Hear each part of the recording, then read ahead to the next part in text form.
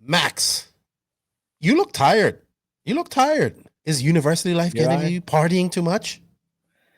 Well, I went out last night and You I can I didn't can sleep. I tell. slept like for 2 hours. So, I mean, I don't feel tired, but I may look it. I think you're a vampire, personally, but Yeah. you have some weird sleep hours. I don't know if it's a Finnish thing because JQ has some weird sleep hours, but anyway, at least it's not 4 o'clock in the morning for me or you, and it's a decent time. So thank you for your Yeah. time. We are not doing a 5 hour podcast this week. We did a long one, long enough one last week, so we're just gonna do a recap. Not even a recap, just a preview of the race coming up, a general chit chat and a general catch up. It's gonna be a fast podcast. Sorry, not a fast, a short podcast this week. We'll do these from time to time. So, you know what, Max? It's time to drop that intro.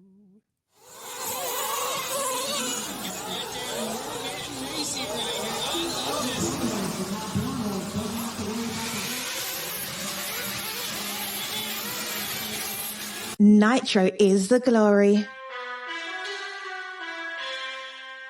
Welcome to the No Name RC podcast with your host tonight, Keenan White, aka Lefty the Great, and if you are unlucky, the Finnish village idiot, JQ. This is the RC podcast with no name, but plenty of content. So sit back, relax, and get ready for some serious bench racing.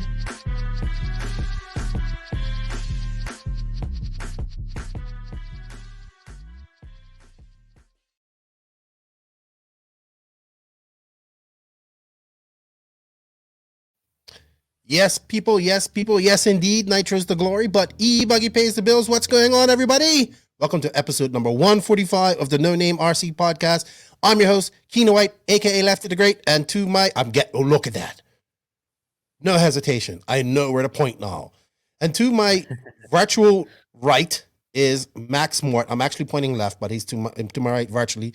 You know what, Max? We're gonna have to get in 2022 because I think you're gonna continue to be a co-host. We're gonna have to get a intro done with your name in it, and not a Finnish village idiot. More like a Finnish vampire. That's what you're gonna call you. Finnish hooded vampire Max.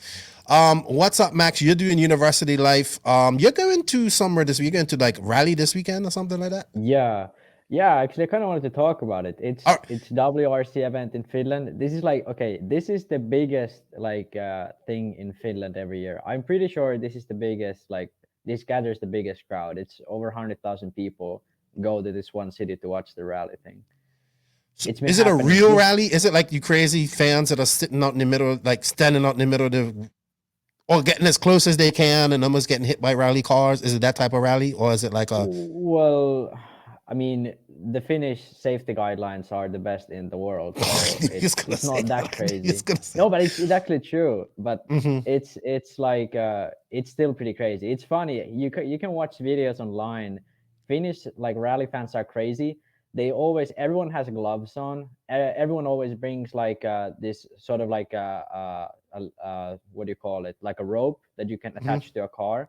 So every time a car goes out, everyone just starts running to the car. They attach the rope, and then they just pull the car on the road in like 1 or 2 minutes, and the guy keeps going if the car is still good to go. It's freaking crazy. Well, I mean, rally is big in Finland anyway. I mean, you guys have nothing else to do besides drink, herd reindeers, and rally cars. This is the 70th year of this rally happening. It's been going on since 1951. Wow! So this is the official WRC, right? Yes. Okay. And this time we have at least two Finnish guys running in the WRC class, and both are pretty likely to win, have a good chance to win. So who are they? Kalle Rovanperä and Esa-Pekka Lappi. Yeah, can we now say that in English? Yeah. Yeah, well, I think that's the you could maybe call Esa-Pekka Lappi EP. That's probably easier. Okay. Esa-Pekka Lappi. Yeah. That's how you say his name.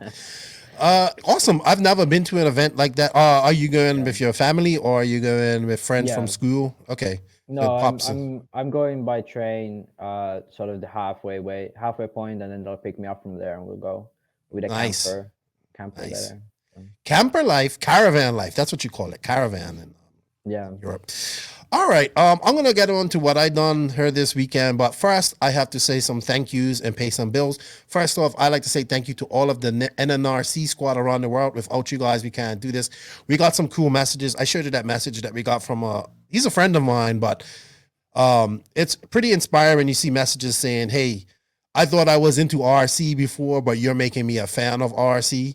And that was one of the whole reasons of doing this podcast, is to make RC where people want to watch races around the world. He's excited to watch Buggyland. So that's one of the biggest compliments we can get, I think, as media podcasting. And at the end of the day, that's one of our goals, is to make RC exciting and cool and get us into it and bring some storylines to it. Hence my write-up about Buggyland this weekend, which you guys haven't checked. It's on Instagram and it's on Facebook. Facebook is the better write-up, but check it out. Big race coming up this weekend. So thank you to all the listeners and supporters of the podcast. The numbers have been great lately. You guys seem to be enjoying the podcast. It was a great live last week with Tebow. Thank you to Tebow for his time. I actually think he's going to come on once a month now as a co-host too. He enjoyed it. People enjoyed that. So I'm glad of that. Yeah, so thank you to all the people that joined in. We have over 100 people on last week. Those sour candies were sour, but they weren't as bad as they I thought they would be. They were sour though. No, they were really sour. The hot stuff is much worse, I'd say. Yeah, I think you're a huge fan of Sour Patch Kids, which I am as well. So yeah.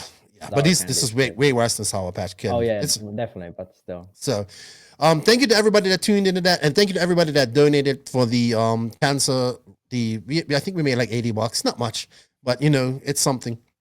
So thank you for that. All that money goes to Joe Bain and the Bloomingberry RC Race Way. Thank you to all the patrons of Patreon. We have a Discord chat. We're trying out a beta version. I actually finally got into the Mayako Discord. I've been not going in that, and I've been we've had a NNRC Discord for a while, but I've actually known about Discord for about 2.5 years. My buddy Joseph Mador, he actually kind of hit me to it, but I didn't really pay attention. But I have to say, Discord is freaking awesome, and it's a great platform, and I love it. And the NNRC one is going to be banging too. So we have a Discord. I'm in beta testing with the patrons right now, and then we'll open it up to the public. And I think it's just going to make life a lot easier for me as well with topics and stuff like that. So that's cool. Shout out to those guys. They get to help me testing out that. And if you wish to be a patron of the podcast, it helps me, helps everybody. You can. The link is in the written description of this podcast. And of course, we can't do this without our awesome sponsors. They are Mayako. I know it's almost the end of September, but it doesn't look like it's going to be out in September. Someone said they had the car already. I heard. That's just people talking nonsense. Nobody has the car besides Joseph, I believe. People just, I think, talking crap. But yeah, like anything in RC, it's close. But like anything, you know how manufacturing is, Max. You've been there. You've done that. Yeah. You know how deadlines are with that. So it's just little things. And I think they're trying to, I know people's like, oh, you're making up excuses for Joseph, blah, blah, blah, blah. Mayako. I said, no, I just know how manufacturing processes work. And and RC. And it's not like there's any manufacturer out there who releases a car in time. Like, exactly. But of course, this is going to be under a fine tooth comb because it got Joseph involved and all this stuff. But anyway, I've seen some stuff. And I gotta say, I am freaking excited. That's all I gotta say. This is probably gonna be the easiest car to ever work on, ever. And I can't wait. That's gonna be great for me. I like easy. Shout out to Beach RC. I have to make a correction. They did not sell out of the MOD race, the Masters of Dirt, but they sold out their pit space. I was talking to Brent this morning. It looks like, man, he's doing good things. He's got some projects in line. And he thinks, I think this Masters of Dirt race is actually going to become one of the biggest 10-scale races in America at next year. Probably there this year. Yeah. But a lot of people going, a lot of people have fun. Shout out to Beach RC. Thank you for all their support. Hitec RC, of course. I'm loving my RDX Pro 2 charger. Charging up my batteries without any problems. So if you guys want some, check it out. If you want one, check it out. TNR Fuels. Shout out to Chris Nelson and his family. Tekno RC, thank you once again, Tekno, for continuing to sponsor the podcast. We had Tekno, number one Tekno driver, Jared Tebow on. Sun City RC Raceway, they have the US Open, I would say, is the next big race coming up. And I think we're going to have the majority of people go into that, the American big races. So we're going to see that. There's $5,000 on the line as well. I'm going to get Tim Lime on her to talk about that before it happens, I believe. So shout out to them. Lugs RC, tire company, just released their long wear compound. Check them out. We have coupon codes for them. Manscaped.com, we have a 20% coupon code for them. You can check that out. Papa Willie's Traction Tonic, prepare for victory with Papa Willie's Traction Tonic. You could go to www.papawillies.net, pick you up some Traction Tonic. Why should you choose Papa Willie's Traction Tonic? Because it gives you more traction. It's long lasting, light tire wear, sweet scent, clean application, fast acting, and feels fresh. So you're gonna get that sticky feeling all over your hands. You can go to www.papawillies.net, use the promo code NNRC in all caps, and save 10% off your order. Scooter has been a long-time supporter of this podcast, and I greatly appreciate it. Also, shout out to Racecraft USA. Remember, guys, get pitted with a command module. Use the promo code NNRC Lugs. NNRC Squad in all caps, and you will save 10%. The NNRC Lugs is for lugs, but that's all in the written. All this is in the written description of this podcast as well, and in the links. And shout out to Donathan RC. I am thoroughly enjoying my leads. I'm about to order some more because I need some XT90s. But man, Zach's been really good to me. And why should you support Donathan RC? It's a small business that handcrafts its products and made in USA. He's a small business and he does this at home. Quality matters. His products have been high quality. I can vouch for them. I have had no issues with them. Performance, their charge leads, my phone leads are working properly. They charge up things fast. I'm happy with them. And customer service. I can chat to Zach anytime I want. Check him out on Facebook or hit him up on the drcproshop.com.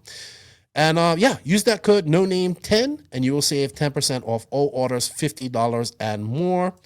And shout out to House of RC, RCGP, and of course, InvisbleSpeed. The course has launched. Joseph is actually going to give me, I'm going to do it actually. I did talk to somebody that has done it, and he said, yeah, it's off the hook. So I can't wait. And he says he's learned more in that course than he has in 20 years of RC. Yeah. So that's really good to her. And I think this is going to, once people catch on, it's going to boom. It's going to take right off, and it's going to be good. So that's enough rambling about our sponsors. Remember, everybody, showing the sponsor some love shows the podcast some love. If you guys can do that, we greatly appreciate it. There are affiliate links. There are coupon codes. Some save money.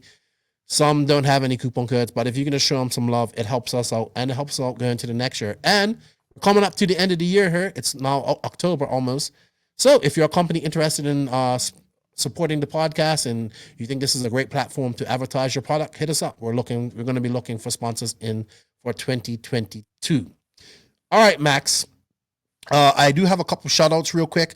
I want to shout out to Hooser RC Hobbyplex. I've gotten to know people there. They've been sending me. This is a very nice 10 scale facility, Max. This is like the OCRC of the Midwest.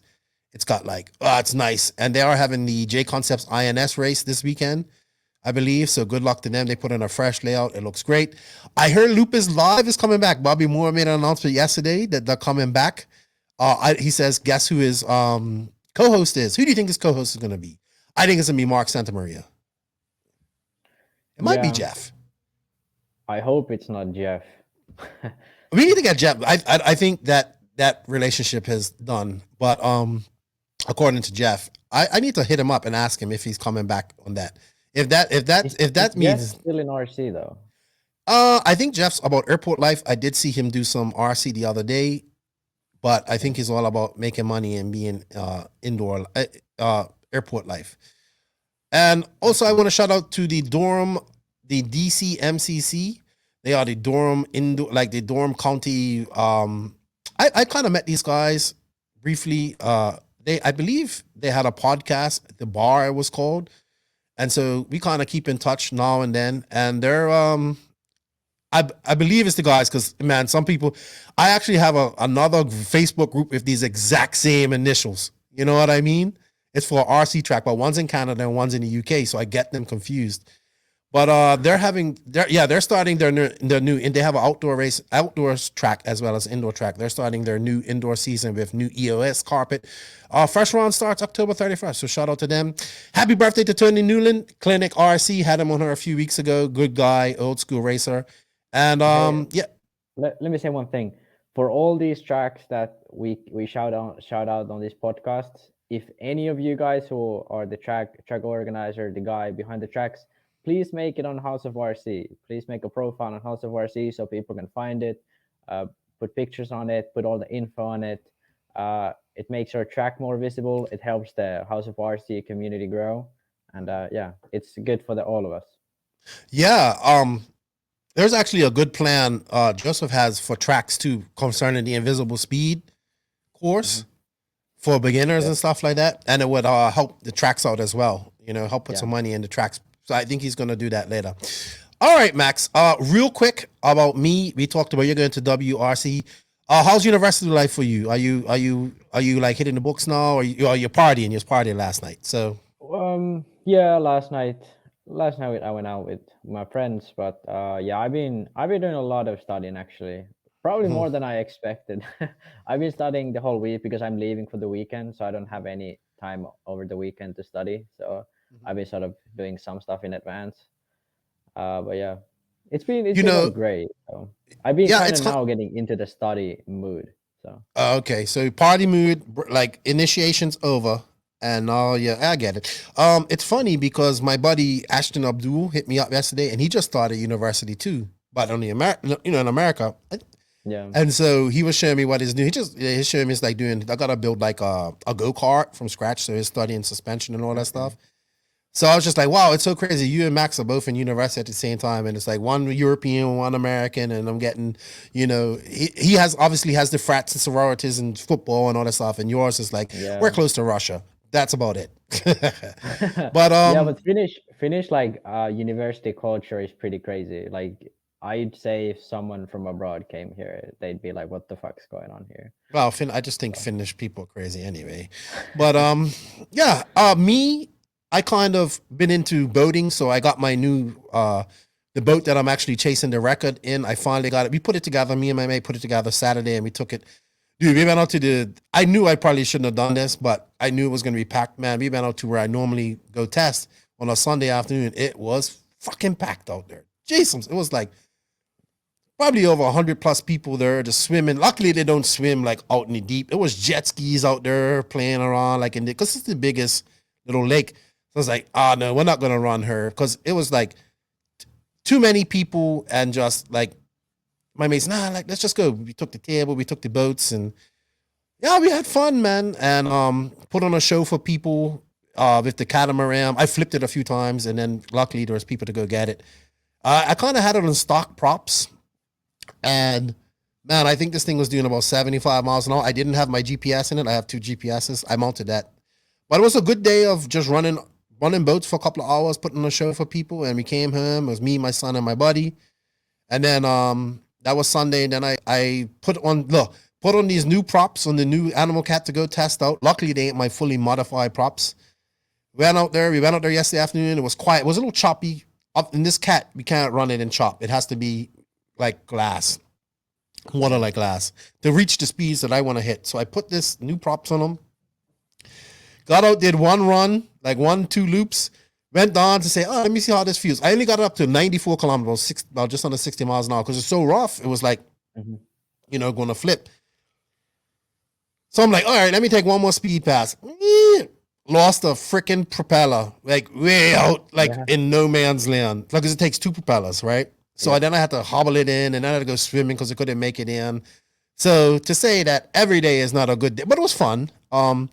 But this is the teething problems of boating, like losing props and all this type of stuff. But fucking enjoying it. So that's all that matters. And maybe I'll get the speed rack is 121 now. So I don't know. I have a lot of work to do. But I'm going to get it wrapped up and all the stuff before I go through all that. And then I'm going to go out there and like do an actual day of testing and all that stuff here soon. So I can't wait. Anyway, anybody into RC boats, let me know, because next I want a gas boat next. That's my next project. I'm building a gas boat. So I'm going all in for boats. It's man, like yesterday, you was like, oh, I can't like, I was like, well, you know, I want to record, because actually we were supposed to have a guest this week, but kind of didn't work out. You have to go to rally, so I was like, well, let's do a quick podcast. Let's talk about Buggyland, all this type of stuff. Yesterday I went out there. I had fun. It's like, hey, go pick up my son from school. We go out there. He gets to go swimming. He drives little boats. I get to do some testing. My mates out there. This is what RC is about sometimes, and I'm enjoying it and I have fun. Yeah. So, all right, Max. You know what? I think it's time to go on some RC news. We don't have much RC news, but this week's RC news is brought to you by TNR Fuels and Hitec RC. TNR Fuels. Here at the NNRC, we are all about that glory, and that glory is nitro. TNR Fuels is the hottest fuel on the market, owned and operated by Chris Nelson and his family, made by racers for racers. TNR Fuels is currently available throughout the USA and Australia, and I believe they're opening up distribution markets around the world. For more information to support the company or purchase some fuel, visit www.tnrfuels.com or contact Chris Nelson directly at chris@tnrfuels.com or find them on House of RC or Facebook. Thank you, TNR Fuels, for your support. I look forward to running their fuel when I get to California here soon. Maybe in Costa Rica, because I heard the guys in Costa Rica are getting it soon too. Yeah, we might be going to Costa Rica. Me and Joseph. That's another thing we might be working on. Yeah. I made an essay about it in high school, or what's it called? Primary school. Well, they race there, and it's a pretty decent race scene there. So we might go there. Costa Rica is actually a pretty good country. Big time. I'm looking forward to going there if we do. Also, I'd like to shout out that this is also brought to you by Hitec RC. I'm thoroughly enjoying my RDX2 Pro charger. Hitec RCD is a leader in RC systems, delivering the highest performance and reliability, supported by a dedicated customer service personnel. The HSBC 938 TH1TH servos have efficient brushless motors, titanium gears, low consumption, constant output, and a metal case. They also regenerate power back into your battery and braking. The RDX2 Pro charger, as I can attest because I'm using it, can charge I'm charging 2 6-pack cells. It takes more than 45 minutes. I'm also not charging a high amperage, but it gets the job done. I can monitor it via the Bluetooth app on my phone. I can start, finish everything, see how much power has been put in, how much cells going to get right on my phone. Right on my phone. So good. I enjoy it. Trust in Hitec. Yeah, man, the future. Making RC easier. Sold out app, House of RC, all that type of stuff. Trust in Hitec, your server and charger headquarters. Visit hitecrcd.com, where to buy, to find your nearest retailer. Thank you, Hitec, for your support. I got your banner there. I got to put it up the back so you can see it better. That's this week. All right, so RC news, Max. We actually don't have much. We had quite a bit last week. So I just got to come off. I got to say, Live RC, Tyler Hooks wrote an article this week. It looks like they're going to make a point series using race time events, or he made a point series using race time events and the nationals as well as the dirt events. Well, that seems a bit familiar and already done already. Came up with that idea. Some idiot. He's an idiot. He even made a trophy for it. He even drove 700 miles to go get the trophy, you know? So, I didn't. I just was a passenger. I mean, this is great. I saw what they were doing. They used a lot more races. They used 2 drops, but the point system seems familiar. Not as good as your point system. And I mean, I guess they say imitation is the greatest form of flattery. I just want them to do it better. Do it. You probably, Live RC has more reach than me. So do it properly, get proper graphics and do it properly and all that type of stuff. But it's been done and already given a trophy this year.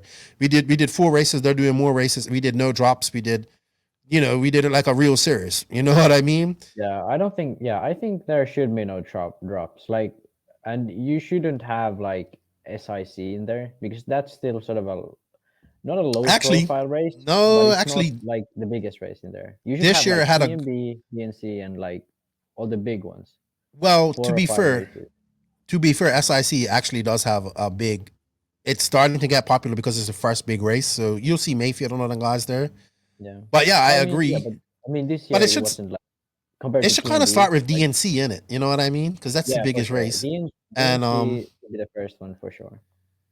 But it's good. Hopefully, there were a few people that said, the Keenan and the No Name RC podcast done this already. We got no traction with that. We kind of did that just to prove that it could be done, and it makes it better for racing. But if it goes somewhere, great. I mean, we need this. We need this. And I think it's just, well, I mean, mine was just American too, because that's the only people that were racing. So it is what it is. I hope they make it good and better if they continue to do it. So speaking of rankings, the top 25 dropped their list. I swear, I feel for Rick sometimes. Every time he drops a new ranking after a race, I swear he has to spend like 2 days explaining how this works. So not much change here besides Ryan Mayfield still on top. Jared Tebow moved up 3 spots. And Ongaro and Ranafog moved on. It's going to be interesting to see after Buggyland, because a lot of the Europeans that are on this race are going to be there. Seth Van Dalen moved up 5 spots. He didn't even do the A-main. Yeah, that's crazy. Like me and JQ were probably the biggest critics of top 25, and it was because of the fact that there were clear issues with the list, that things that didn't make any sense, like it didn't work properly, and the issue was like those weren't fixed. We weren't mad at it didn't work properly. We're mad at like the issues weren't fixed. So now I think like now the list looks pretty okay. Tebow's a bit too high up there, maybe Berton too. Rest of it looks okay. There's some drivers that are a bit misplaced, but I think like what he should do, and this would also make his life much easier, is do separately for Europe and America, and then do three lists. So Europe, America, and then do a third one, which is estimation of the two combined. So then people will have the idea that, okay, this is an estimation. This is not the actual ranking or actual list. This is the estimation how this driver would rank up. And obviously DNC and the Worlds will have more effect on that list, because those are races where more drivers combine. But right now the issue is that the list is very heavily favoring Americans, and it's been all forever, and it's based on past results, and those past results are being graded by the list. So the issue is that when the list started out, it was only Americans. So I don't think so. Every time you I think it was like even like some like sick cross in the like counting. So the issue is that when you started out with a false set of sort of parameters, and then you build on top of that, the results are going to be false. So I think that's the issue with the list, and I think he would have better results if he counted American races and European races separately, and then try to make a list combining the two. And I think that way he will have better results with the list. And because I think there is a place for a list like this, and I wish he will continue doing this, and I think he will, and he has no reason to stop doing it. So yeah, I think one change he could make is introduce 2 more lists, Europe and America, and then have this list as an estimation. So I think that should be a good added. I would agree with you. I talk to Rick on a regular basis, so he'll probably message me after he listens to this and say, Max, I know what he's talking about. Well, it's not as easy. I kind of mentioned that to him, can we have an American and European list? But to be honest, I don't think, I think he just does this for the fun of it. I don't think he does this for any profit, anything like that. I don't think he has actually really cared about the list that much since he started it. Like he just does it. He has his algorithm which he uses, and he just like updates it after every race. So it's not like he does any real work for this list at this point. So, but it gives us something to talk about. Oh yeah, and it's but I'd like to see it being thought about it more. Maybe adjust some things to make the results look better. And there's obviously like you will never have a list where Kyle McBride is represented correctly, because he just doesn't race big races because he lives in Australia. But at least like try to match all the rest of the guys. There's a lot of drivers here that shouldn't be really on this. Well, Zankatine's still on it. Tanner Den, I don't know what's going on with Tanner Denny. He hasn't showed up to any big offered race. I think he's doing full scale. I think it's full-time real estate now. That's what his dude's got, like a full-time job. He raced DNC, he raced PMB, he raced some other Nationals, big races at the start of the year. Silver And he State, was really Nationals. fast. He was really Yeah. fast. So Mugen I ain't don't know what's paying, going on man. there. Mugen ain't paying all money. I'm telling you. Yeah. It's good to see. I know. Okay, so before he would leave out Boots' name here because Reds told him not to have it on there. They didn't want his name on there. But I guess either they mended fences or he just doesn't care, and he just said, "All right, I'm just putting his name there." I think he was a bit silly, but about from Boots, but yeah, I think so too. I would agree. Yeah. That's just coming from not understanding how it works. But hey, it is what it is. It is what it is. Next up, IFMAR talks about world championships. Let's see what IFMAR is saying here, because it probably isn't much that I want to hear about. I know that sounds bad. It says IFMAR has posted some information about world championship events in 2022. Although a lot of the countries are still under COVID restrictions and travel is not up to the level before 2030, there is some light to be seen.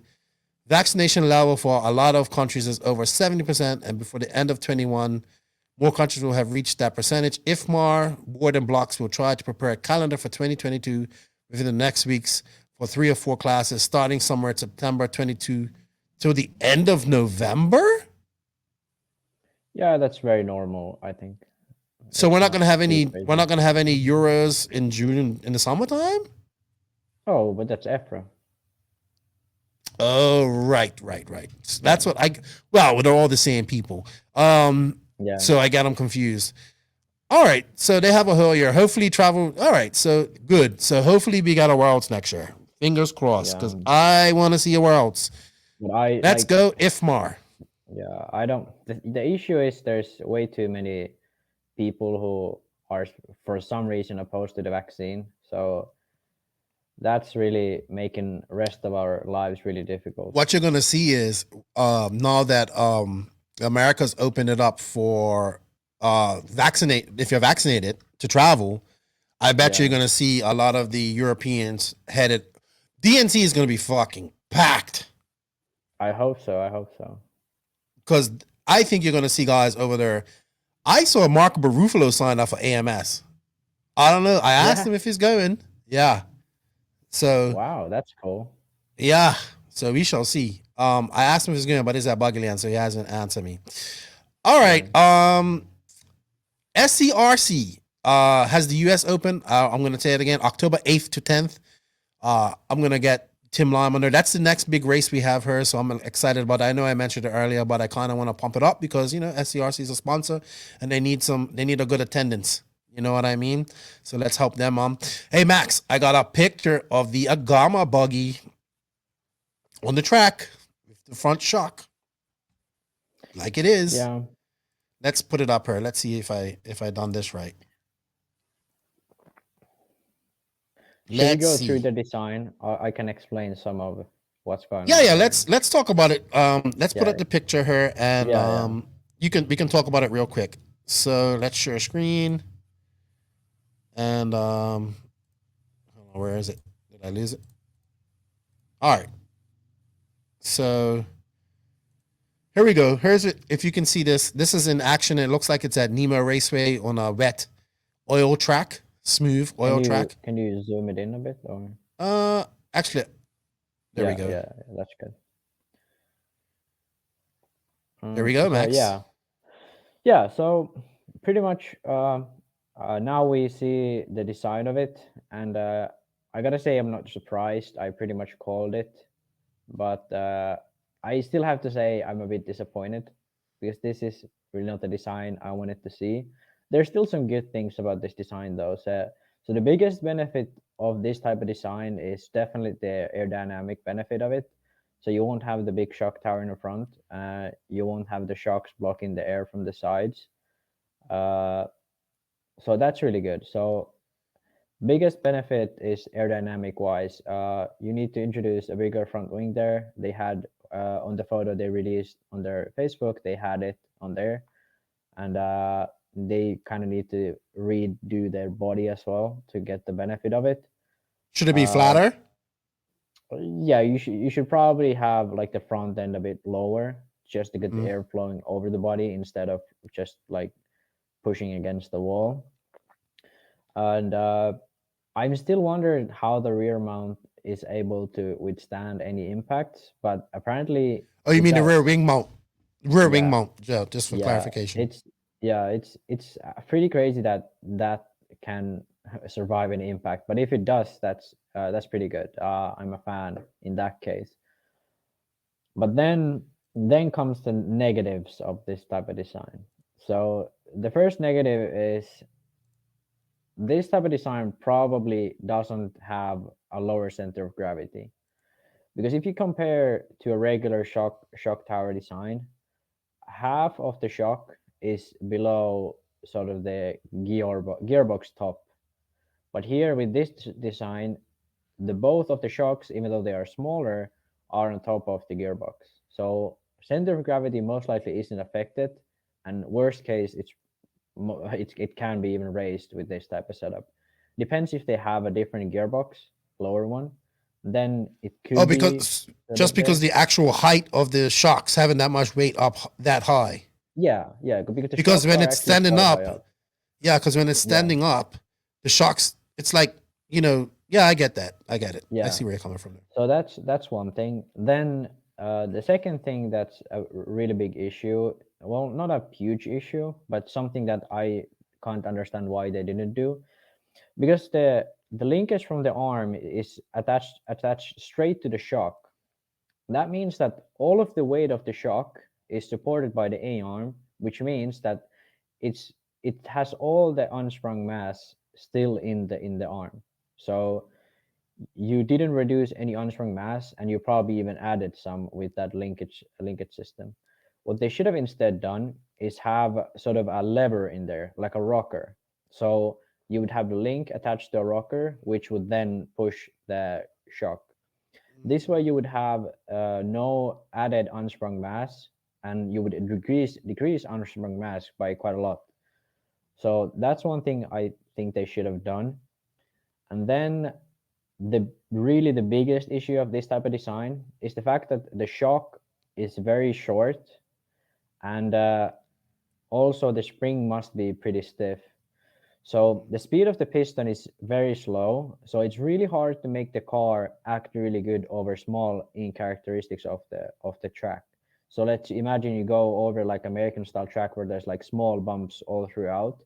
This type of shock isn't gonna react to those accordingly. This type of shock will never be fast enough or stay sort of in the speed of the bumps, and that's going to be a huge issue to solve. Also, the really stiff spring, the frequency is pretty high, so the spring doesn't generate grip as well.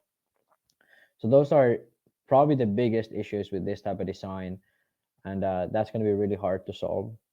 I would have liked to see them try the cantilever system where the shocks will be sort of in the chassis. That would be much more interesting, and that would be something that would be actually like when tuned correctly could be better. This type of system I don't really see being a whole lot better unless you have big gains in aerodynamic wise, having bigger front wings, having the body designed so that the air flows over it and stuff like that. For the rear wing, it definitely helps with having the shocks like that aerodynamic wise, but that rear wing design isn't isn't very good.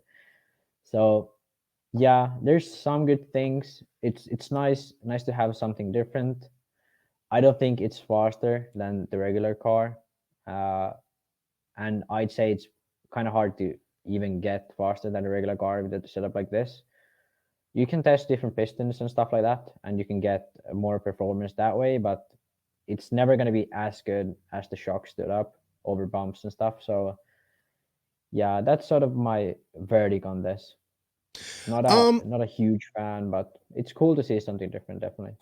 quick question. So I see here like the eyelet shock part of the shock is mounted on the outside of the dog bone, and then the part that will go normally on the top of the shock tower, the mount for that is behind the dog bone.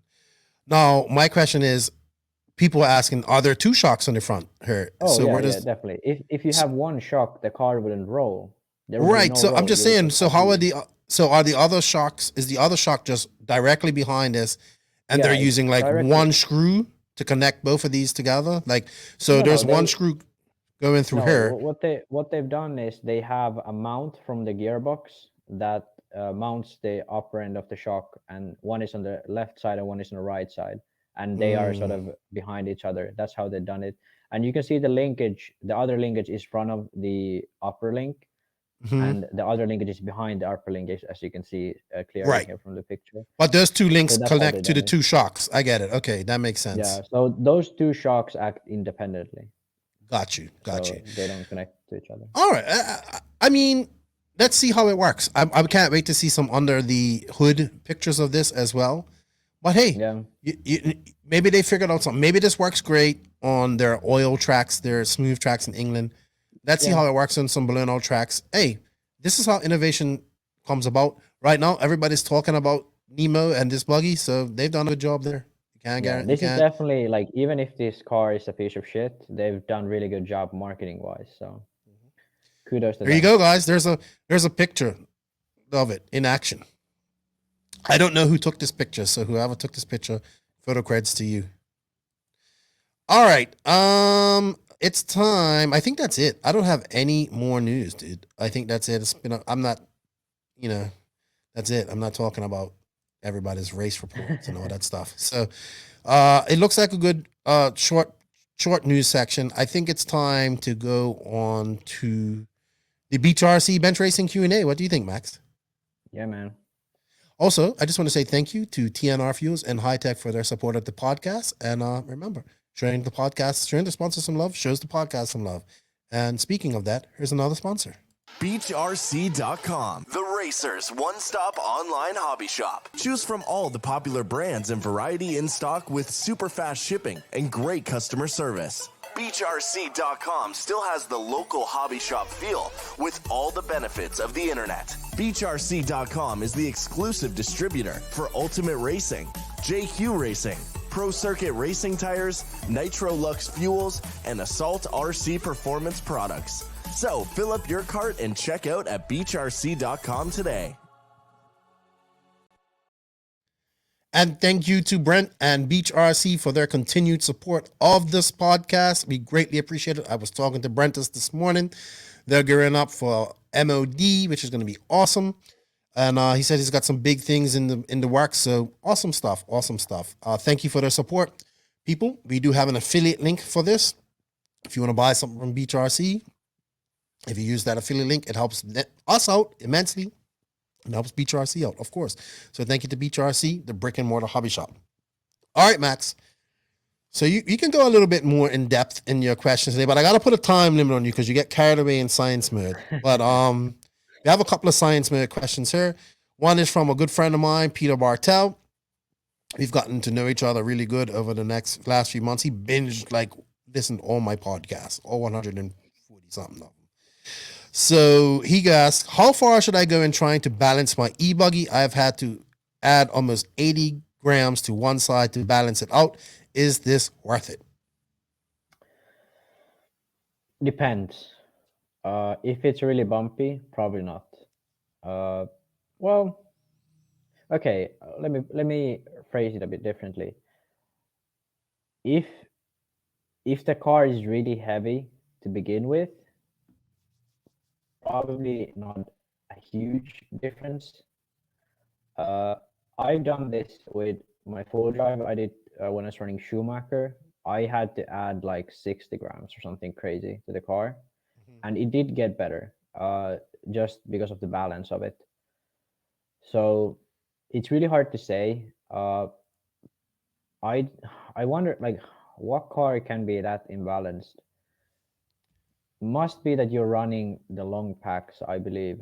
I believe he runs a AE e-buggy, by the way. So does he run the long packs? Because with the shorty packs, it should be pretty balanced.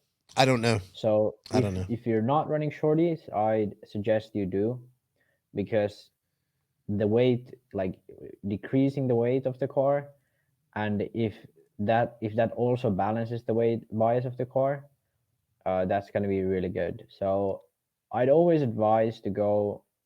I always advise to try to take weight away from places where it's like being too much, instead of just adding more to balance it out. But in some scenarios, it can be better to have a balanced car instead of having the lightest possible car. Well, e-buggies are so heavy now as it is. I mean, Yeah, but I saw one guy, his e-buggy weighed 3,250, which is crazy light. So yeah. I think as battery tech gets better, we're gonna just see that class get better. You know, longer lasting runs, lighter batteries and stuff like that. I think these days, if you're running good quality battery packs, you shouldn't really need the long packs. You should be fine with the shorties. Exactly. The race is 10 minutes. That's all you need it for. 10 minutes. Yeah. Second question. For outdoor racing on medium grip tracks with big jumps, he races in the Southeast. Should he run full droop at all time? What type of tracks? Can you repeat the beginning with? For outdoor racing on medium grip tracks with big jumps, he races in the Southeast, like Carolinas. Yeah. Should he run full droop all the time? In the rear, yes. In the front, it's a bit more difficult. I've often found out that increasing droop in the front makes the front end very like springy. So the front end wants to race a lot. And generally you lose a lot of corner speed when you do that. So I gotta say that since I started running AE, I've tried different droops in the front. And every time I've tried something different in the front, droop wise, it's always gotten either worse, like corner speed wise, or then it's gotten like that there's just way too little droop. So the amount of droop I run with the shocks laid down is 104 millimeters of the shock length, and that's what I've been running the whole time. In the rear end though, with more droop, you can gain quite a lot of grip, especially in like the middle of the corner, because oftentimes when you don't have enough droop, it starts to raise the rear inner tire a lot. So I enjoy running maximum droop in the rear almost always. When it's higher grip, it's beneficial to go to less droop in the rear just to gain more corner speed. So my advice is when the grip it gets lower and lower, just increase the droop in the rear like maximum, almost the maximum. In the front, I'd say keep it pretty much the same always. That's my take on it. It's hard to say because I haven't raced abroad with this car a lot yet. So I raced in tracks that are in Finland. We have a few medium to high grip tracks, and we have different speed tracks, and we have tracks that are bumpy and not bumpy. So I have that sort of thing. But in Europe, especially, there's a very different style of tracks, like corner wise and sometimes mixed surface and stuff like that. So those are a key thing. And especially if you have sort of like small hip jumps, or you have those sort of, Westergaard likes to do those dragon back sections. On sections like that, having more front droop is actually worse because the front tires catch the bump. They don't ride over the bump. With less droop, especially on like whoops and stuff, having more droop in the front is going to catch the bump, and the car will try to do this all like before every whoop of the straight. So you want to have quite little droop in the front on tracks that have a lot of those like small jumps. In bigger jumps, if you just like jump high and then land flat, then it doesn't really matter that much. But I'd still say you gain more in corner speed having less droop in the front than you lose like jumping wise. In the rear end though, I'd say try to run maximum if you can afford it and have enough corner speed still. I find for myself I have more rear grip and more control in the rear that way. You're on mute. I'm gonna add my 2 cents. I muted because of some noise outside there. When I was racing and I was running my Mugen, our one track that we had at the time, Los Cocos, was like it was no big jumps, but it was loomy. The back straight was full of holes. You know what I mean? It was rough. What I used to do was I used to run as little droop as I could because my theory was I would rather have the chassis hit that bump, like, than my wheel go down in there. You know what I mean? So I want the wheels to stay there. I would rather have like the kick up or the front of the chassis hit that bump I know. I just didn't want my wheel to sink down there and get caught in there, Yeah. or like if I was making some fine adjustments because it was just too rough. And Yeah. I found that the best. Like, yeah, it punishes your chassis, but it that's what it's there for, to take some And punishment. definitely for very high speed bumps, it's almost always better to have less droop. So for Yeah. slow speed and bumps, it's better to have more droop, especially in the rear. But front, I very rarely touch. So We have another setup question for you, Max. This one comes from, and I like this guy. He goes, RC car nicknamed the Dragon from Minnesota. Beach RC question. A lot of setups unscrew the shock ends, but also add limiters to the inside and outside. We understand that drivers often fiddle with stuff, then write down their final settings on the setup sheet. However they finish. So perhaps that's just an answer. So I guess he wants to know if you find people that unscrew the shock ends, but also add limiters to the inside and out. Why? He thinking maybe it's a mistake. Yeah. They forgot to take it off their setup sheet. But yeah, that's exactly what he's saying. There is like, most likely what happens oftentimes is they go to a race and they start out with a certain setting, and then like in the middle of the race they realize they don't have enough droop, so they just unscrew the ball cup a bit and have more droop that way. I always try to do it so that if I do that middle of the race, after the race I fix the shims and then I measure it again and then I make a setup sheet. And that's the proper way to do it. But most pros are very lazy with their setups. Oftentimes they don't even probably know what they have it in there. They just do it and send it off to the team manager, and the team manager publishes it. So yeah, there's definitely a lot of pros out there who just put something on it, and it's probably not even what they run. So he also goes every on time to you read a pro guy's setup, take him with a grain of salt. he also asks, is there ever a time to extend the shock end and add limiters in both the inside and outside? He says any discussion about shock limiters is appreciated. Thanks to Beach RC and the No Name podcast, No Name RC podcast. He says, go Team Dragon. I like it. So is there any time you want to extend the shock and add limiters? I think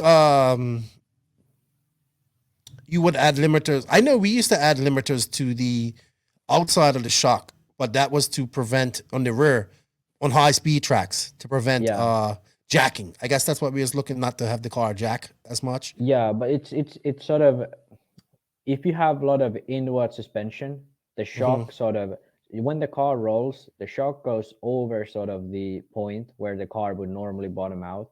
So that's why you would have the limiters on the outside. But if you unscrew it, it's like, then the limiters don't, like, they don't make any difference anymore.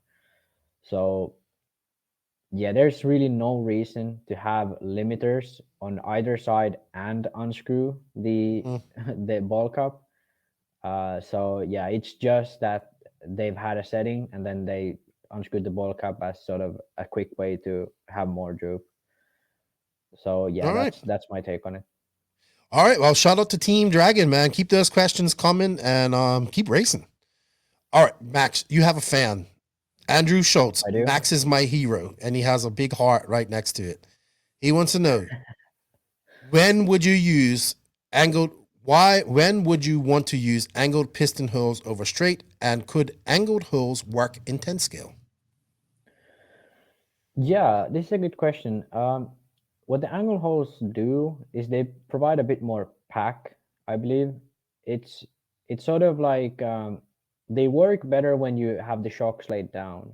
With the JQ, what we often used to do is, when we were at the track where it wasn't too bumpy and we wanted to have the shocks more laid down to gain a bit more corner speed, have the car rotate a bit better, we would have the issue of landing jumps was really hard with the straight hole pistons.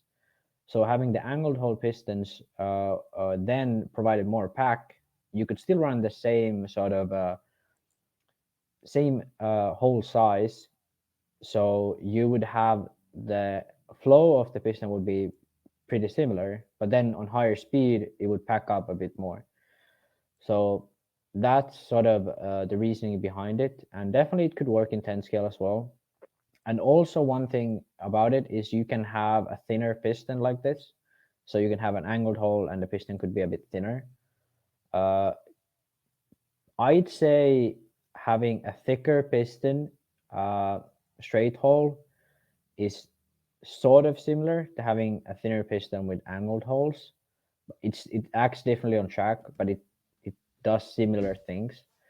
So it just adds a little bit more pack on the high speed of the shock movement. Thinner and thicker pistons. What's the difference, real quick? What's the handling differences? A very thin piston, what it does is the oil flows through it, like the sort of the hole you have, it needs to go into the hole for a very short amount of time. So then when you have a thicker piston, the oil goes into the hole and it has to be there for a longer time. So when the piston is moving at a very high speed, what happens is the oil starts to pack up. It can't be compressed like as much as it has to be with the thicker piston. So for example, I ran pistons that were 5 millimeters thick, and I ran with holes that were like, I had, I think, 6-hole pistons with 1.7 holes. So like the hole size is very big, but then when I drive the car on track, it feels very similar. Like the compression feels very similar to a thinner piston with a smaller size hole. Obviously, then the high speed is still different. So you could run a very thin oil and the shock would be very smooth on the top. And when you would land a jump, it would, on the high speed, it would have more pack and more compression. More pack and the compression would be a bit stiffer then. So obviously with the angled holes on the thinner piston, that gives it a bit more pack because of the angle. So the oil has to go up and like that. Yeah. But it also acts faster because it's a thinner piston, so it has less time to travel. So you got like I guess I'm assuming you get the best of both worlds with a thinner. To an extent, depends what you're looking for. On some scenarios, yes. That's the idea behind it. And the scenarios where these angled holes work the best, to my, like what I've tested and what I found out, they work the best when the track is very smooth. So when the track is a bit rough, or when the track is slower speed, or when you're running the shocks more stood up, it's almost all the time better to run straight hole pistons. This is because you have more feel in the car, and you get a little bit more grip in the car, at least the feeling of more grip. You don't gain much in lap time because you lose a little bit of corner speed, but you gain better feel over bumps and stuff. You make less mistakes. But then when the track is really smooth, and especially if it's higher speed, and you want to lean the shocks out and still have good landing characteristics, you can have the angled holes. And with thicker pistons, it's a bit different. It lands really good, but you have the car feel a lot softer. I haven't tried too much with shocks in a really big angle with the thick pistons yet. I will try, but I'd imagine with thick pistons, the result would be a softer car with good landing characteristics. With normal thickness pistons and straight hole, or let's call it thin piston straight hole, you will have the piston be quite fast and you can have a thick oil in it. It starts to bounce the car a bit, but you have sort of more feel in the car. The car will be a bit more precise. And with the angled holes, you have a slightly bit more pack, so you can lean the shocks in a bit and calm down the car, and also gain a little bit of corner speed, but still have the car land okay. So that's sort of the way to go. For smoother tracks, angled holes are usually pretty good. I ran them this year at one race where there was a smooth track with high speed corners and stuff. So I like them at least. You know what? Just off topic, I'm getting so excited about like actually getting to do this type of stuff again when I go to California next year. Like, you know, just hearing you talk, like, and I want to feel this, like I want to feel angled pistons versus straight pistons, because you know when I used to go to these races, I never drive or touch a car. Yeah. So it's gonna be awesome. Just thought about that while you was geeking out there. Yeah. But now that we're talking about best pistons, I wanna say something, which is that I'll be quiet. The pistons we use are very poor. They work pretty much the opposite way. It's not like if you think about like actual rally car shocks or motocross bike shocks and the way they work, like RC car pistons are like very old type of design, and they like the pistons like the VRP and MIP are closer, but they still don't do the right things. They do some okay things sometimes, and they can work in some scenarios, but they still don't act correctly. They don't act like an actual shock absorber in a real rally car and stuff. And I hope someone will come up with a proper shock design, and I will definitely try to be part of it if I have a chance. Again, you're on mute. You're in university, man. Make it happen. You got the tools to your exactly. That's why that's one of the biggest reasons I wanted to go to uni right now is now I've been working for a few years. I have a bit of money in the bank, and I can live okay in the uni, and I get availability to all the CNC machines and stuff from the uni, and I can get access to different materials and stuff. And I also like study the stuff, so I learned the theory as well. So it's that's one of the biggest reasons I wanted to go to uni as well. Awesome. Make some machine pistons, dude. Make them how you want them. All right. Next question is from Magnus Bergland from Sweden. Nitro question. Now that Europe will probably lower the percentage in racing, can you quickly explain what happens when you alter the percent? So that T-Bir's new fuel was 28%. In the 90s, we ran 65 to 70 in our 8-scale drag cars, 3.5cc engines. They sounded awesome, and we believed that they were a lot faster. Tuning was another story. Well, it comes down to power. You know what I mean? Yeah. I run 30 as well, and it's just power. Isn't the rule of thumb as you go lower in nitro, the more runtime you get? So yeah. The nitro burns faster than oil or right. Methane. So what is it now? Is it regulations now in racing that the percentage is lower now? I assume. In Europe, we know that the regulations made it so we can only buy so much, but now have AFRA or IFMAR made a decision on racing? No, it's in Europe. It's 25% is still the maximum. You can run anything below 25. But the issue is you just need a license to have it. It's actually pretty easy. He actually done it. This guy actually done it. Yeah. Done the license and got it. He showed me that he done it. Yeah. But I think he's too, but he says now that Europe will probably lower. So we're looking at, are they going to make it like a lower percentage obligation? I'm kind of torn on this. I ran 12% fuel for 2 of the Finnish nationals, and it was good. It was. I actually tested 25 versus 12, and I felt better with the 12. I had like better feeling on the bottom end, and straight line speed was pretty much the same, and fuel mileage was better. So, 2 tracks, I ran 25. Now the biggest reason was actually heat. So it was 30 degrees hot both these races, and the issue was that the engine, when it gets that hot and you have only 12% of nitro, the nitro actually cools down the engine a lot. So when you only have the 12%, you will start to have issues with like overheating. The engine will be good tuned for a few laps, and then you will overheat and the engine will go lean. Or if you like then richen out the engine, then the engine will just be rich and never have enough temp. So that was the biggest issue with 12% fuel. So that's why I had to run 25. And I think it's hard to say if a different type of carb or a bigger Venturi or something like that could help in higher temps.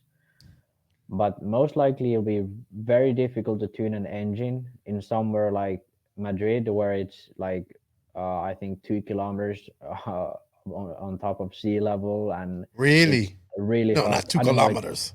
No, sorry, 2,000 feet. So that's okay. What's that? That's like 700 meters. 700 meters. Yeah. So okay, but still way above the ocean level. Same thing actually was in Portugal, in Freixedas. It's really high. I think it was higher. Yeah, that's very high. That's even higher than Madrid. So yeah. So that's gonna be an issue. In Finland, we can run 12 because it's not that hot. I could have run 12 in both of these races. It would have been like both of these races were I ran 25. I could have ran 12. It would have been worse, but I could have ran it. But somewhere like Spain and like Madrid, as I said, it would be really difficult to have the engine tuned correctly with 12% fuel. Well, what's going to happen is guys are going to put different, like my mate done. He for GT, he wanted to run 16% because he wanted to get 7-minute qualifiers, but he wanted power because those things suck fuel. They couldn't even do 7-minute qualifiers, so he made his own fuel, scooped out the head button where the I think he scooped it out and maybe even like had it lowered a little bit so it gets more compression to make up for that power. So you're just gonna see what you're gonna see is it's evolution. Like engines are just gonna be designed to run better with these eventually. So it was funny because I had this conversation with Greg yesterday. He called me. He's over there fixing up the Genki JQ van. So he's sending me pictures and giving me updates every day on what's going on. So we got talking about fuel, and he was just like, I just don't understand why we don't run 25, make all races run 25% like they do at the Worlds and all that type of stuff, and just leave it at that. I don't understand why they allowed 30% fuel in America. There's no reason to allow it. Like why? There's some places that you right. All right. So say like in Bolivia, when we was in Bolivia, we was at 8,000 feet and then 15,000, 14,000, 12,000 feet. Okay. Having nitro at that point, like you need a higher percentage nitro. Like it's not much you can do after that. But I don't know what's going on because this all comes up because Tebow is released his JTP fuel with Nitro Pro and it's 28%. So I don't know, man. I think what you're going to see, people think this is going to kill nitro. What it's just going to do is just make people get more innovative. What it's going to do is allow people to cheat more too. That'd be good too. Like, I don't know how you would cheat, but I wish we could move away from nitro completely to something else, like ethanol or something. Right. Still nitro engines, like bits and all that stuff. But engines, internal combustions. Nitro. I think that could be a good thing moving forward. Then there wouldn't be issues with licensing, and there wouldn't be issues with there could be issues about how big of a percentage of ethanol and stuff. But I think we should move to 12% fuel in Europe, and then find a way to make the engines work. Obviously, this has to be a gradual process. You can't do it now because engines can't really do it in higher temps. But I wish that would be the case because all the licenses and stuff, it's easy to get, but now imagine an American would come to race in Europe. He cannot run 25% fuel unless he gets the license. Yeah, exactly. Yeah, exactly. All right. Well, we have one more question, and this is going to be real quick. Actually, I got this last week. I believe just a private message. I actually don't know this guy's real name. He just goes by DC. I can't pronounce it. But he goes, request, what's JQ's thoughts on doing InvisbleSpeed in-person clinic seminar style classes, possible in the States? I just have to say, watch this space and hold our beer. That's something we should see next year. Good stuff. Max, I think that's all the questions we have. So we had some time to answer them properly. There were some good questions. Weren't many, but there were some good questions this week. So thank you all for those questions. We greatly appreciate it. I know somebody had another question around here somewhere, but that's all I could find. You know what? You look tired, dude. You look tired. I got something in my eye. Yeah, that's what happens when you stay up all night, So, yeah. All right. Well, let's go on. Let's do a preview of this up and coming big European race that is Buggyland, and that is brought to us by Tekno RC. Thank you, Tekno, for the long time support of the podcast. Max, let's talk about Buggyland. Tekno RC. Tekno RC. Tekno RC is a premium manufacturer specializing in 8th and 10th scale high-performance off-road RC buggies and trucks. Visit www.teknorc.com for a complete catalog of their products. Tekno RC. Excellence in engineering. #Tekno Takeover.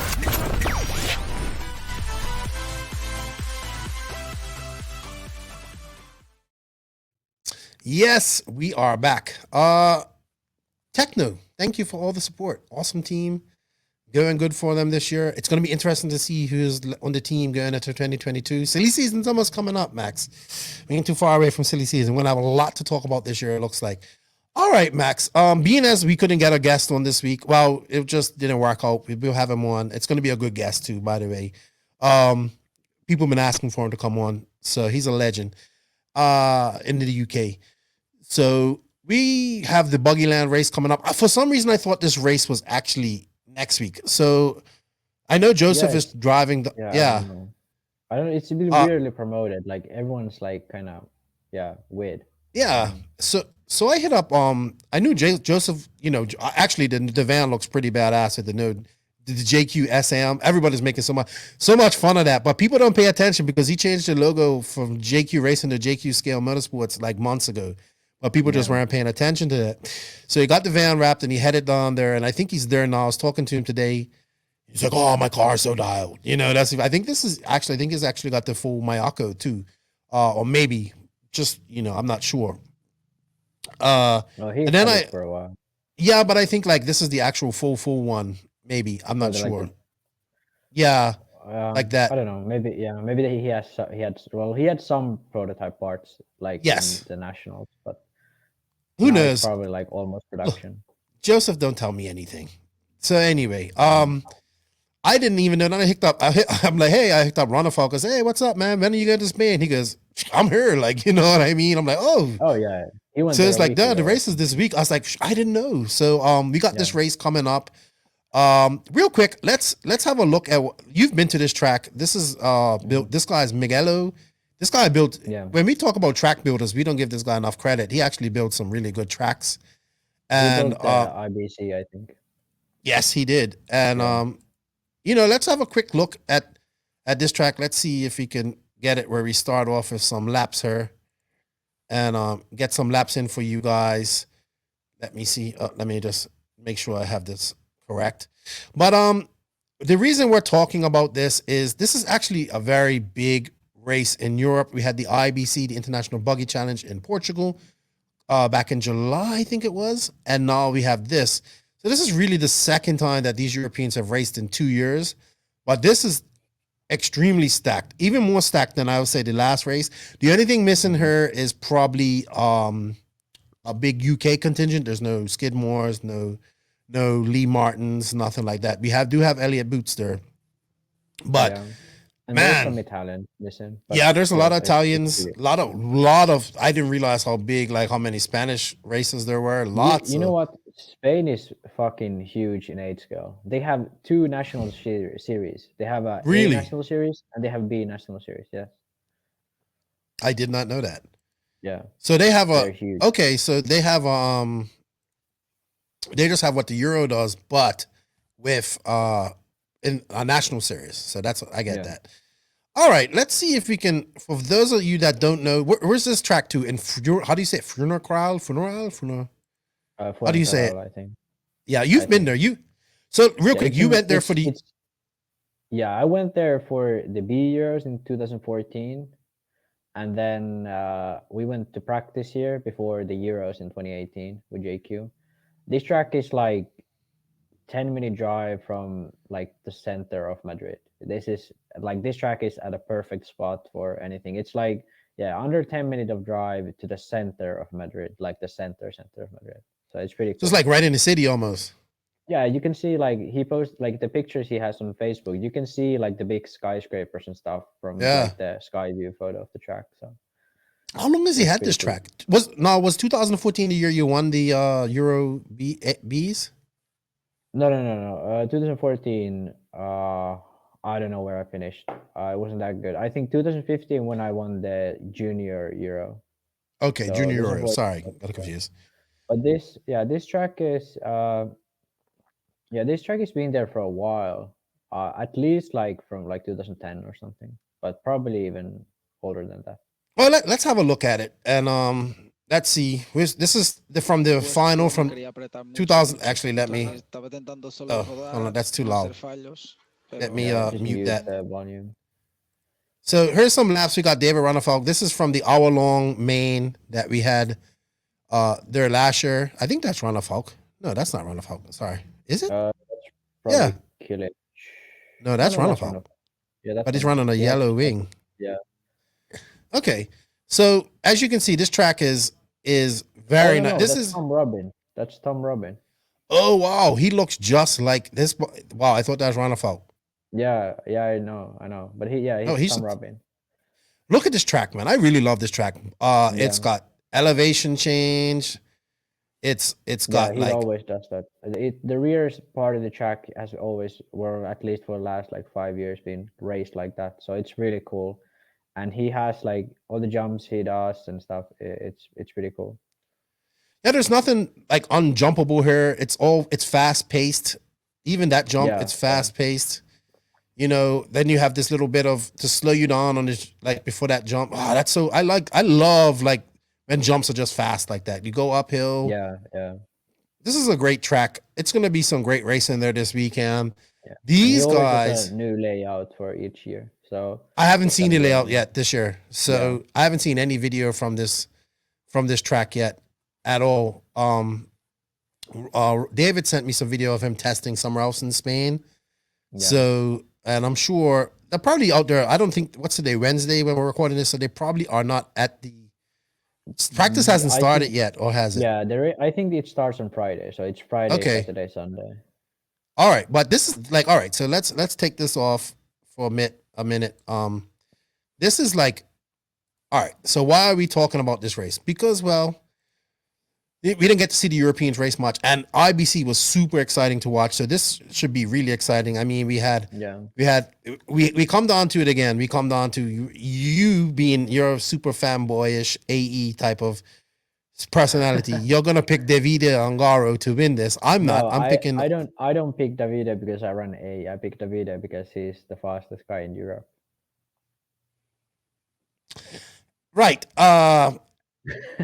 You don't. Well, right now he is. Like, I mean, who can argue? I mean, he won the only race that's out there, so he won that. Yeah, and it's like, just for Americans listening, this, like, in terms of skill of drivers that are here, I'd say this is more packed than DNC this year. Well, you mean in pro drivers, or let's see who we have like here. If all the guys from DNC and all the guys from here met, like, the field will be more stacked in this race. Oh, let's see. Well, okay, all right. Well, let's see. Let's go through some of the big names who we have here. We have the Killex, we have Bruno Coelho, we have Battier, Ronafalk, Ongaro, Boots, Figueiredo, Jorn Newman. Let's not ever count him out.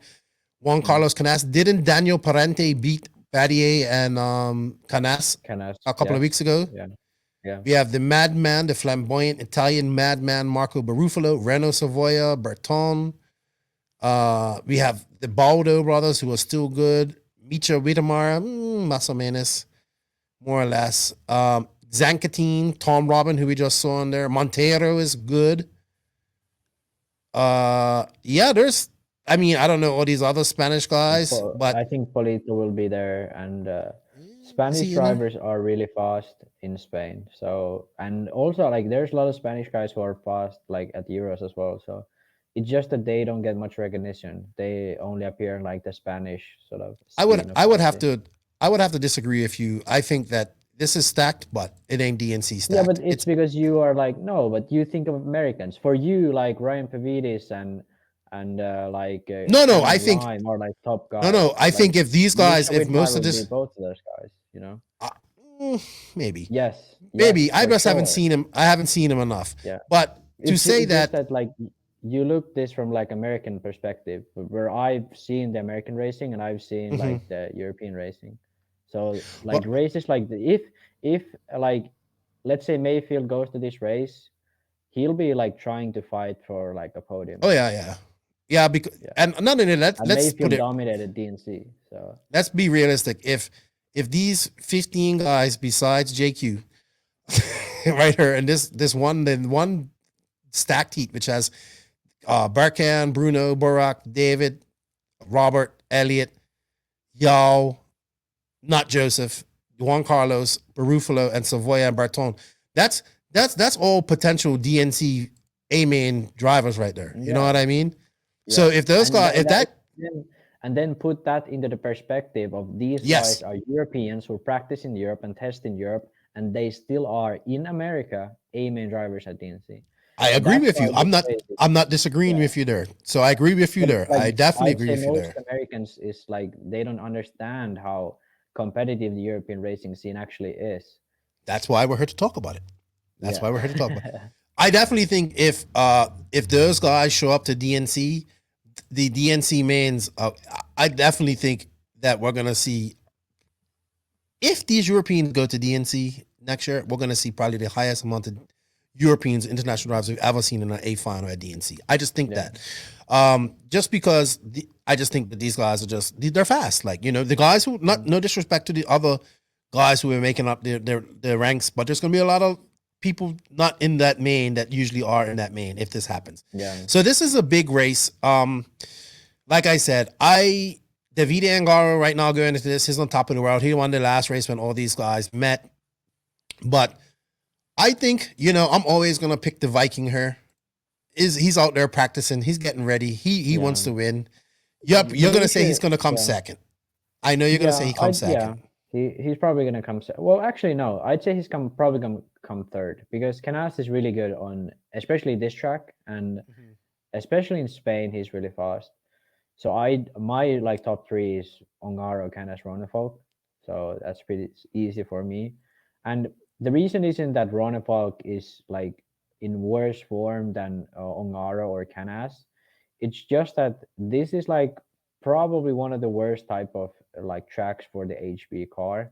I don't know if they have something new come out since like last time out, but what I know about the HB car, this is like probably the worst type of track for that car. Why is that? Well, the HB car it drives pretty loose, especially the way Ronnefolk sets it up. It produces quite a lot of grip, and this track usually has a lot of grip. So what you need is a lot of rotation and corner speed. The HP has good rotation, but it lacks a lot in corner speed. And the cars like AE and S-Works with a wider rear hinge pin width, they can produce much more corner speed, and the car rolls much more nicely on tracks like this. So I'd say like they have a huge sort of advantage against Ronnefolk. So if Ronnefolk manages to win this race, like he battles it out with Ongaro and wins, it's a pretty good achievement, because you can easily see, like when you come to DNC, like I'd pick Ronnefolk over Ongaro almost any day, you know. That's just because that's like the perfect track for the HB car, and cars like AE are okay, but that's not like the optimal track. Track like this are very optimal for AE and S-Works. For Mugen, not so much. The Mugen front end is a bit pushy, so they kind of struggle on tracks like this. That's why I won't really pick Robert. So yeah, Ongaro is, if he doesn't win, I'm gonna be a bit like I'm gonna be surprised. I'd say that. Really? Yeah. I think I'm going with. I honestly, I think we're gonna see. It's in Spain. It's very hard to go against Badier and Canas. Whom they've been to this track. They know how to tune their engines to this track. You know, we just talked about how high Madrid is above sea level, all that type of stuff. The question is, like Robert actually needs a good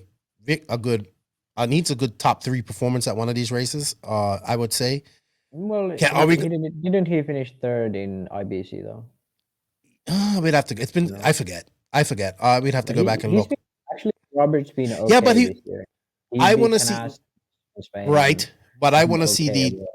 I want to see the Robert Badier. I'm in the middle of the pack. Don't pay attention to me to the last 15 minutes of the race, and then I come on and I win. Robert Badier. That's who I want to see. Remember, now he's with Guimar engines, so that's a big switch up in his program. Guimar or something. I don't know how. Guimar, what they say. Is it a Spanish company? Because the G is like hey. Guimar. So it's going to be interesting to see Canas nipping at his heels or like trying to exert his dominance. This a lot of it's coming up to the end of the year for a lot of these guys, so this race has some importance to people, I would say. Yeah, You know, and like the field being that stacked, mhm. it's even that puts more pressure on like Ongara and Ronafalk and Robert and Canas, because they know like if they win this race, it's like a huge deal. It's like Dude, I think I would like which Killick brother is gonna win? Which Killick brother leaves her beating the other one? Who gets the background? What if they go 1-2? Like, whoa, how awesome would that no, be? Like, you know what I mean? it would be. I'd say one of those two could get a top 5, but I think that's the best they could do. They are fast, and they're definitely improved a lot since they moved to Mugen. But the issue is just like these type of tracks are like very like you need a certain type of car for tracks like this, and the car needs to handle a certain type of way to be fast. It's like if you go to this track and you run there for one day, you do a lap something like 39, then you stay there for 2 days and you drive like a 37.5 or something, because you need to find the corner speed in the car. You need to find like your car can feel amazing, you can drive really fast, and the lap time just isn't good. And then you test a lot of stuff, and then you find some more corner speed and stuff, and then you're really fast. So tracks like this, the car has a huge effect, much bigger than in tracks in America, and that's why I really can't see Mugen drivers or HV drivers doing too well. Obviously, Robert and Killich brothers are going to be fast, and they're going to be in the main and fighting for good positions. But just like to beat someone like Ungaro, which this is like a perfect track for him, I think, and Canas as well. He's won twice in a row here. So yeah, that's just my take on it. And also, yeah, well, I mean, it's hard to say. Or like as you said before, like about Robert, like you want to see him do that, like from back of the pack and then catch everyone and go by and win. If I'm being honest, like in the last 5 or 6 years, Robert has almost only done that on tracks that are kind of blown out. He's very good when the track is high speed and bumpy. He's ridiculously good. And also the Mugen car is very good on tracks like that. It has good rear grip, and it has very good corner speed, and the front end is very sort of mellow to drive. It's not too aggressive. On tracks like this, you need to have good rotation from the front, and you need the rear end still to have good corner speed, and the car go fast. And that's why I don't see Robert doing that thing. Even though if Robert had his best day and had his best run in the main, I still don't see that happening, because this just isn't the type of track for him. So yeah, Okay. that's my reasoning behind all this. All right. Surprises who I think can do well here. Don't forget, we also have Ricardo Barton, Barufalo. Can Barufalo put things together and not blow out and do well? And Coelho as well. Yeah, Coelho. I Yeah. mean, he's been putting in a lot of time at the 8 scale track lately. And He's he's really good on high group tracks, and the X-ray car is also good on high group tracks. So then you have can Renault Savoya and Yao Figueredo fly the? It's like if you really go back and like 10 years ago, 15 years ago, like it would be no doubt that Akayosha would win this, and now we're like, hey, like can these guys do well at this? I think they will. Don't get me wrong, but Yao I think Savoya could be on for a top 5. I think like Killich, one of the Killich brothers, Savoya, someone like who else was there? Well, one of the Italians. It's gonna be Berton or I don't see Polito her, so maybe he's not her. Okay. Polito could be one if he is going there, but if he's not, yeah, Barufalo. I don't see a lot of the young Italian guys going. That's what I don't see. I see like the top 4 being pretty solid. Well, let's say top 3 is pretty solid with Ongaro, Canas, Ronenfolk. That's my picks. And then from 4th to like 7th, it's gonna be like Robert, one of the Killich brothers, Savoya, Barufalo, and you can throw some like Berton in there as well. I think that's gonna be like what the pack's gonna be. Surprised to see Jorn Newman here racing again. It's been a while. Yeah. How about Dark Horse? We have a couple of fast like Carlos Duras, Ricardo Montero, Thomas Musso, Tom Robbins, Zancatine, Baldo brothers, Navarro. All these guys are fast. I'd say Tom Robin is a good dark horse pick for a top 5 or a podium even. He's like, if a few guys flame out, he could get a top 3, I think, a podium. If he has a good race, he could get a top 5. But he's sort of a dark, or he isn't sort of like he's gonna be in the fight. If he has a good day, he can snatch a top 5. That's my guess. All right, let's make one more prediction before we go on and talk about this and coverage. Look at this.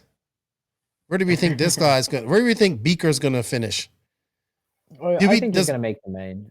I don't even think he's going to make the main. I'm sorry. Depends. I hope he does.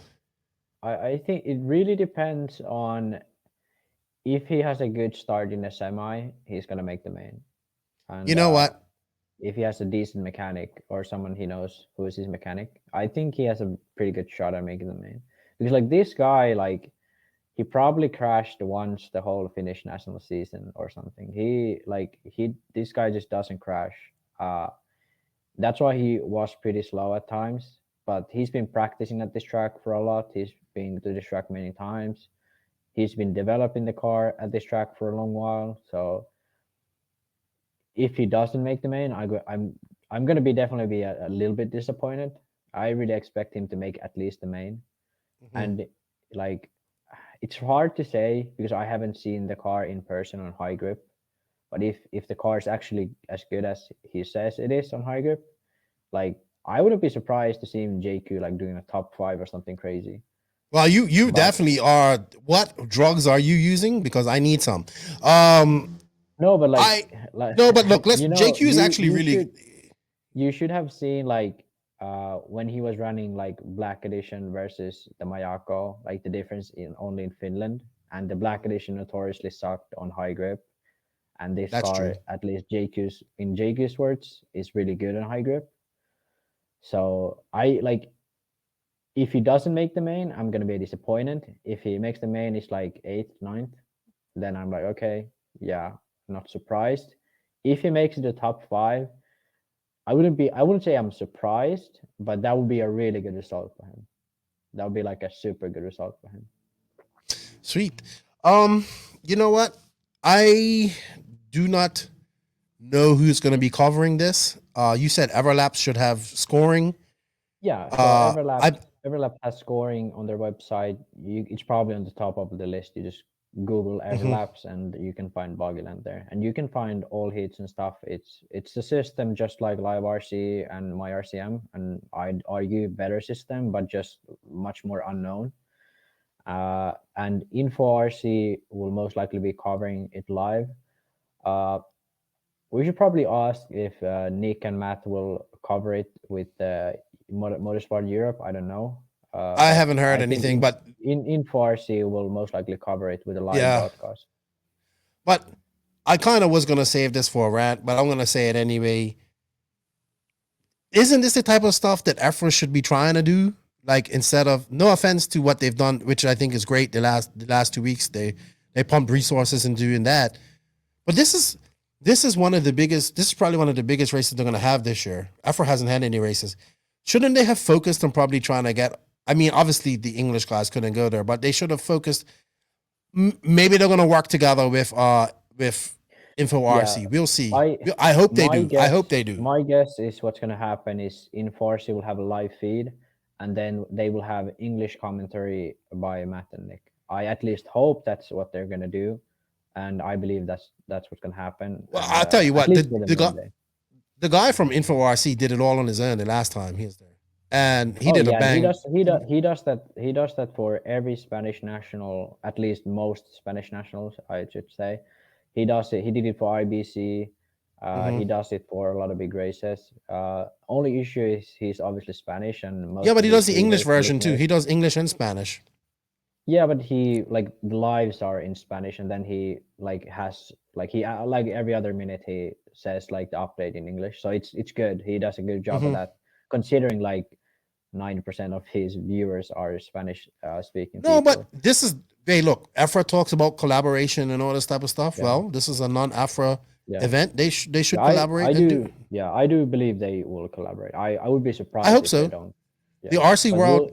if not, we'll talk about definitely next week. Oh, It'll be a rant. yeah.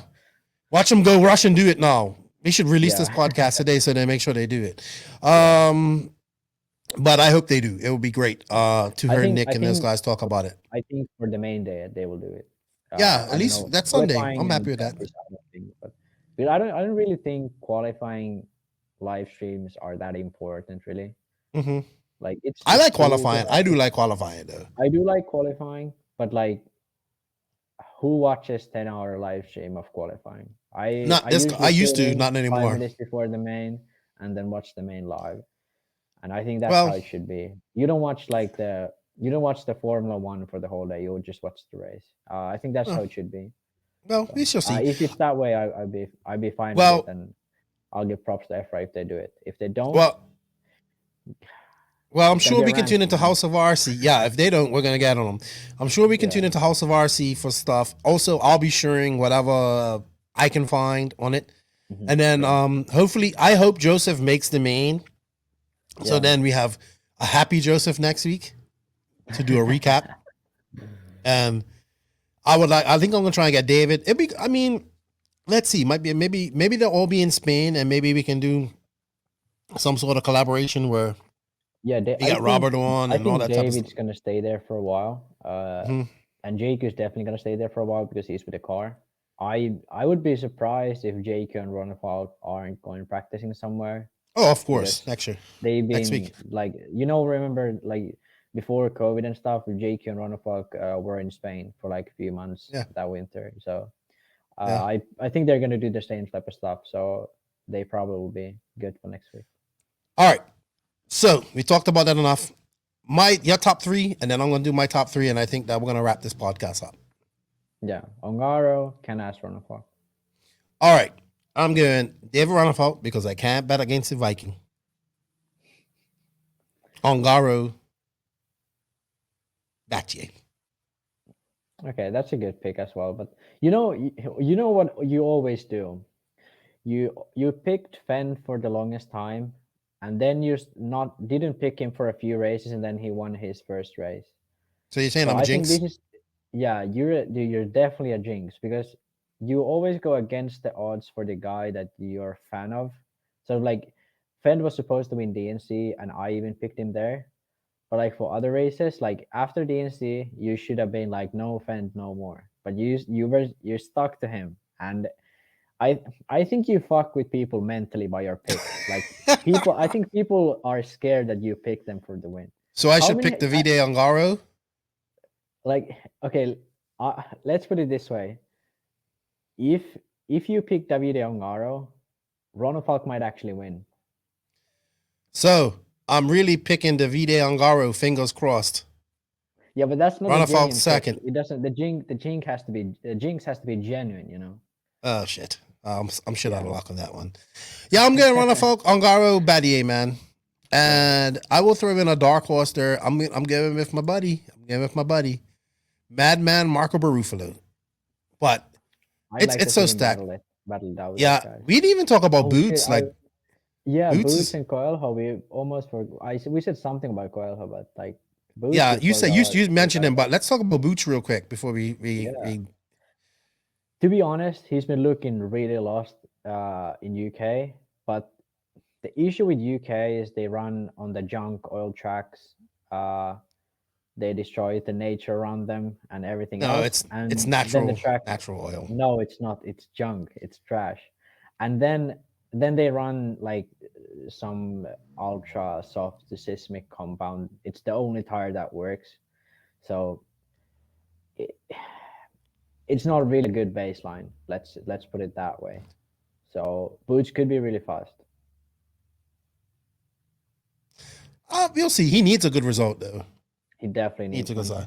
Only issue is probably the engine. Like it's so high up. it's not gonna be that hot, so that might help him a bit. But it's so high up that I'd say OS has a huge advantage at tracks like this. Sweet. I agree with you there. It's gonna be interesting. I hope we get some good coverage. I'll be tuned into this.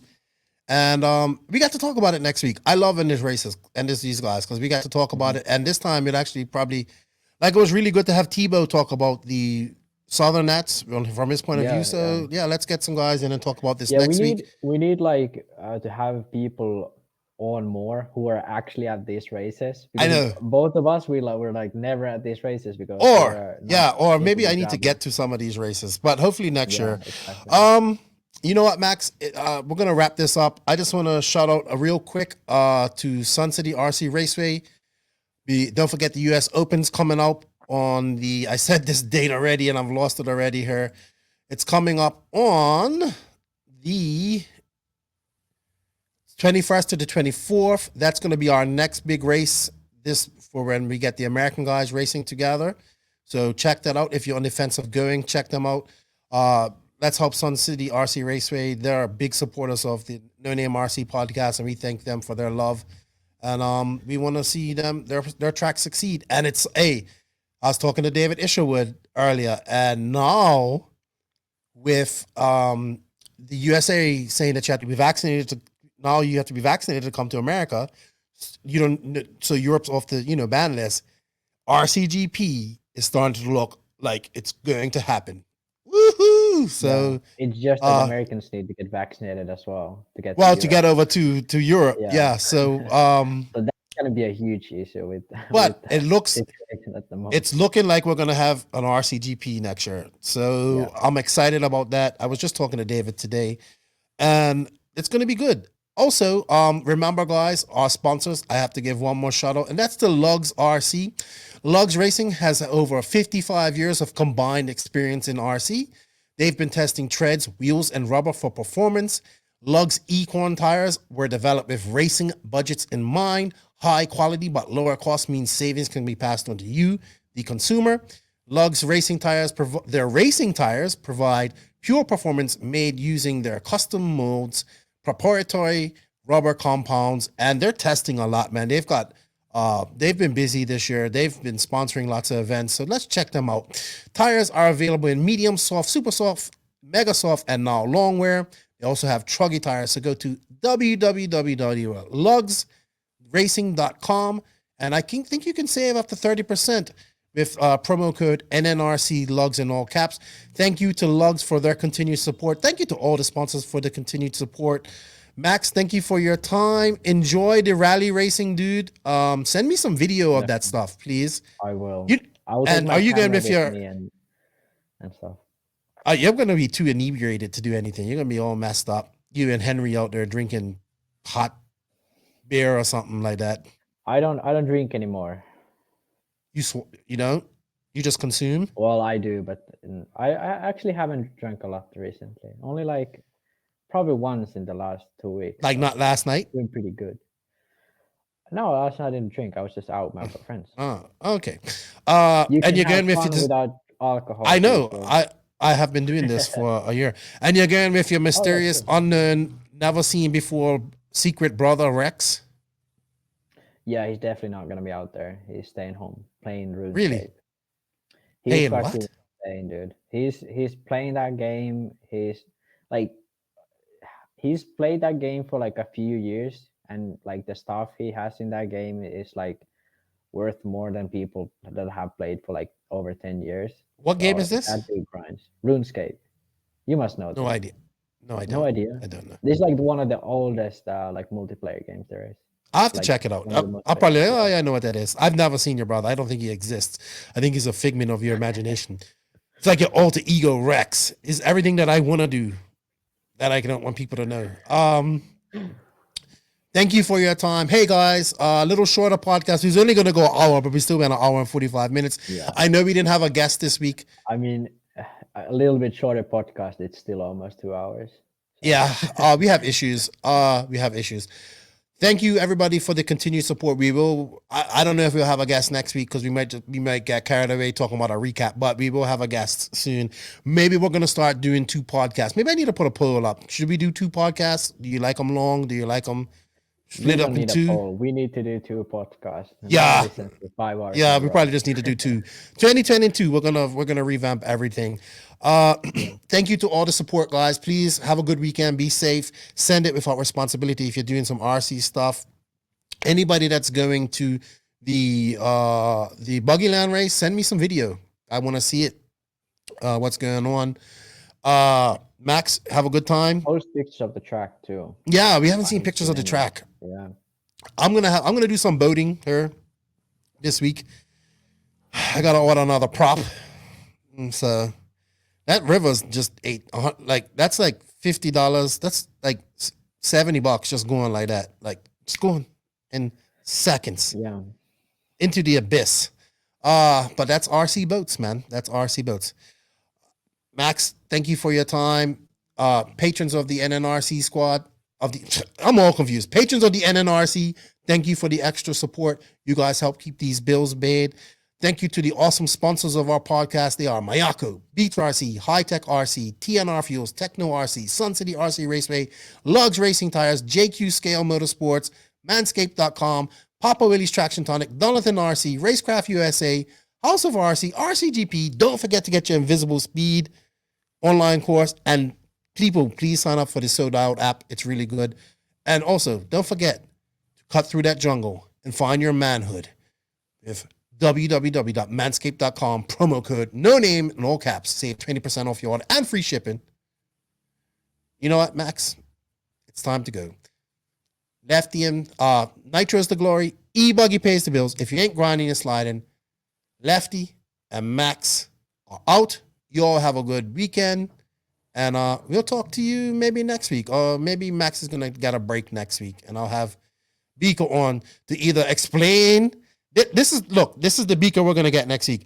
Either he's going to explain how he thinks he's going to come back and be a world champion, or we're going to have the Beaker who needs to be put on suicide watch next week.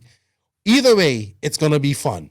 You have a good one, Max. I'll talk to you later. Have fun at the Rally Championship. That's the longest outro ever. Okay. I know. Bye, everybody.